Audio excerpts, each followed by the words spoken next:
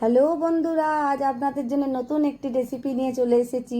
ডিমের কারি তো অনেক খেয়েছেন, আজ আপনাদের বানিয়ে দেখাবো রাজকীয় ডিমের কোরমা। এটা কিভাবে বানাবেন আপনারা দেখুন।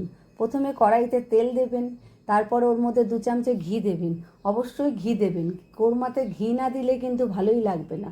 তারপরে ছাড়ানো ডিমগুলো দিয়ে ওটাকে ভেজে নেবেন হালকা করে, যাতে বেশি ভাজলে ওটা রবারের মতো শক্ত হয়ে যাবে।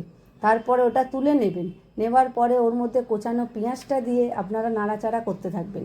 ওটা নাড়াচাড়া হয়ে গেলে তারপর ওর মধ্যে গরম মশলাটা দিয়ে দেবেন। পেঁয়াজটা আপনারা ভাজতে থাকবেন, যতক্ষণ একটু গোল্ডেন কালার হয়ে আসবে ততক্ষণ নাড়তে থাকবেন। তারপরে যখন গোল্ডেন হয়ে যাবে ওর মধ্যে আদা রসুন পেঁয়াজ কাঁচা লঙ্কা পেস্টটা দিয়ে দেবেন। তার মধ্যে একটু জিরে গুঁড়ো আর নুন দিয়ে এবার কষতে থাকবেন।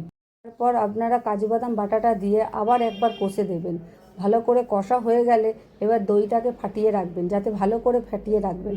ওটা দিয়ে এবার ভালো করে কষতে থাকবেন, না হলে দইটা কিন্তু কেটে যাবে।